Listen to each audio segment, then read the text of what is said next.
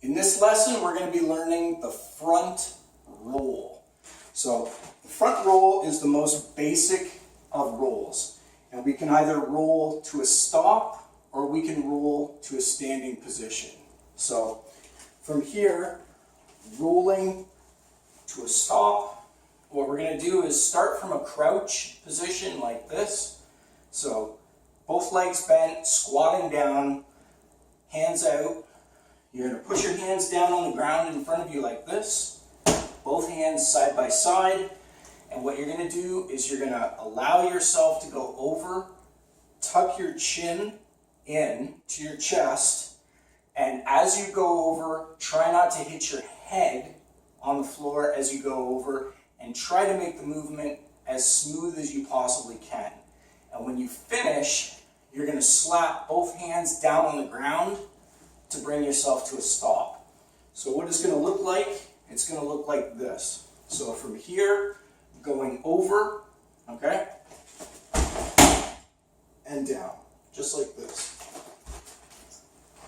So again, you want to do the movement as smoothly as possible. You don't want to bounce or come down with any great deal of force, right? Because otherwise you're going to feel it on your back. You're always going to feel a little bit when you roll over, but you want to try to minimize the impact to your body, obviously. So from here, once again, hands out in front, you're going to roll over, and you're going to slap both hands down on the ground to bring yourself to a stop, and put your feet down flat on the floor to stop your momentum. So in a club, I would have crash mats to work with.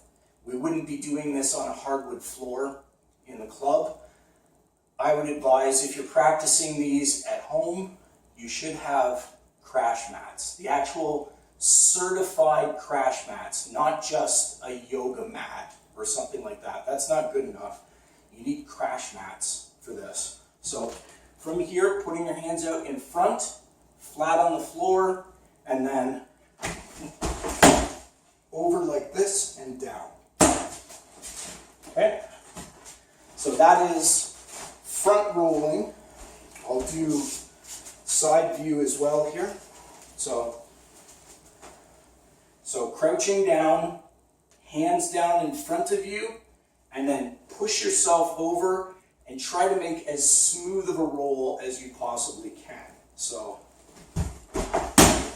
over and down.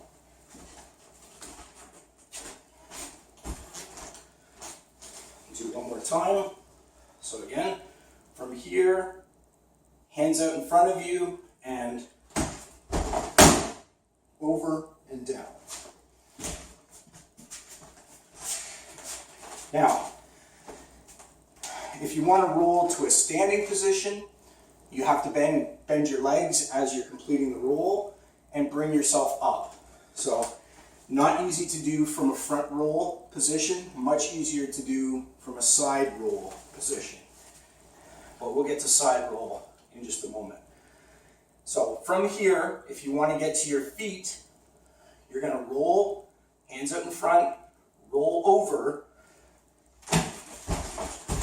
and then up, just like this. So you can see it's already a lot more difficult to roll to a standing position from a front roll position. You're going to see with a side roll, it's very, very simple. So from here, starting out, hands down in front, up, and just like this. So I hope that's still on video, but get a side view here as well.